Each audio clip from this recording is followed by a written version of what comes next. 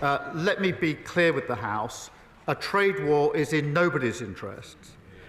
And the country deserves, and we will take, a calm, pragmatic approach. That's why constructive talks are progressing to agree a wider economic prosperity deal with the US. That's why we're working with all industries and sectors likely to be impacted. Our decisions will always be guided by our national interest, and that's why we have prepared for all eventualities, and we will rule nothing out. We have a good deal of trade, a balanced trade relationship with the US, and I believe that our interests are best served by calmly trying to secure a deal which is in our national interest, whilst at the same time preparing and leaving all options on the table.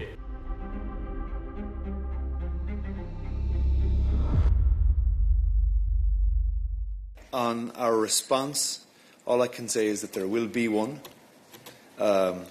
It will happen at the appropriate moment after the expected announcement later this evening.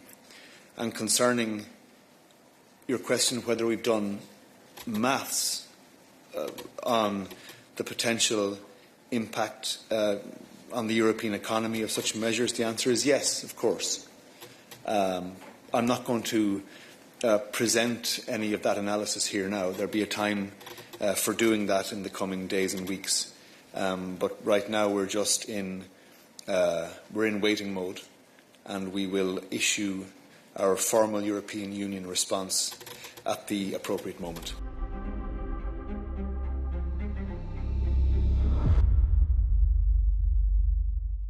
Tariffs. I continue to stand up for Australia and have said very clearly that we won't compromise and negotiate on our PBS, on our biosecurity, on our media bargaining code. I'll stand up for Australia. Australia's exports to the United States represent about under 5% of our goods exports. Okay, so let's have some perspective here about standing up for Australia's national interest. Nosotros no creemos en el ojo por ojo, diente por diente, porque eso siempre lleva a una mala situación. Por supuesto que se toman medidas, porque se toman medidas del otro lado, pero tiene que continuar el diálogo. No es un asunto de me pusiste, te pongo, sino de qué es lo mejor para México y cómo afrontar esta situación.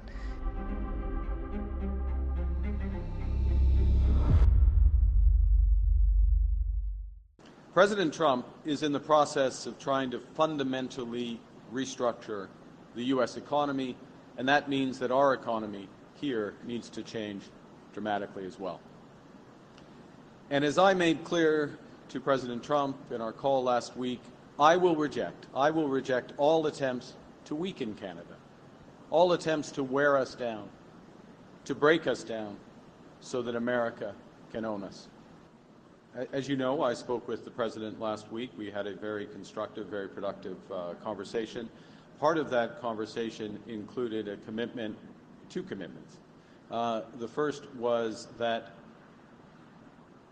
after the election, Government of Canada and the Government of the United States President and the next Prime Minister, which I hope will be me.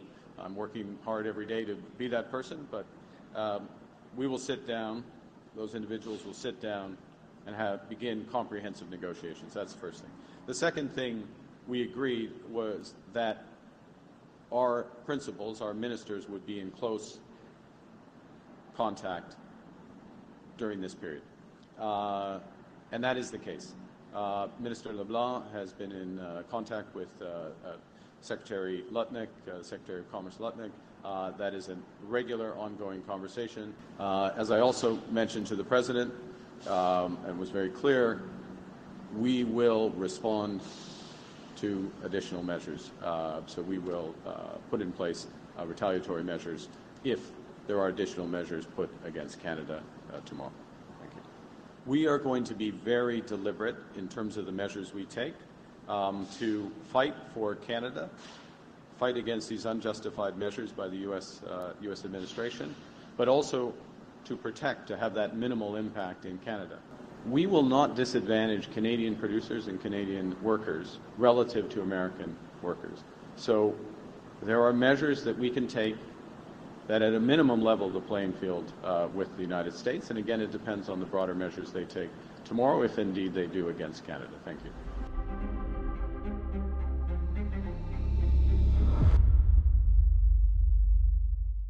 En réalité, nous attendons les annonces américaines cette nuit et nous n'avons pas de capteur encore pour savoir sur quel secteur d'activité ces droits de douane vont tomber.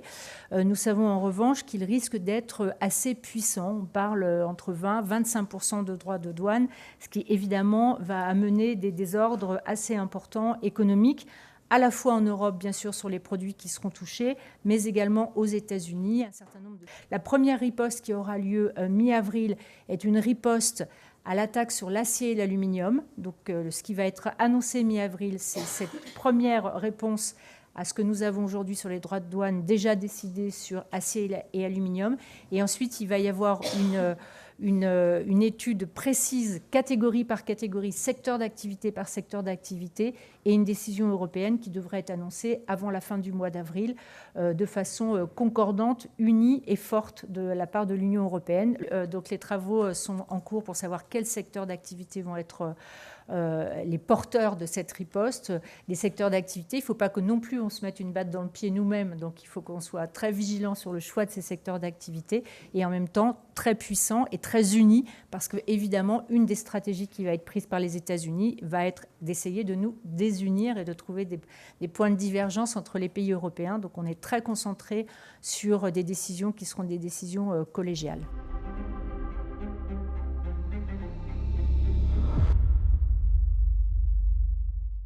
Quello statunitense chiaramente per noi è un mercato fondamentale. È evidente che l'introduzione di nuovi dazi avrebbe risvolti pesanti per i produttori italiani. Penso personalmente che sarebbe anche un'ingiustizia per molti americani, perché limiterebbe la possibilità di acquistare e consumare le nostre eccellenze solo a chi ha, diciamo, la possibilità economica, no? Di spendere di più, di ispirazione.